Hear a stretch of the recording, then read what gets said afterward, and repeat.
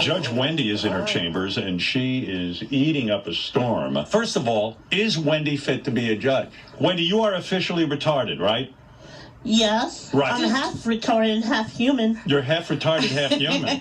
Yes. Yeah. Your mom is human and your dad's retarded? Yes. And when they made it made a half retarded person and a half human? Yes. Yeah.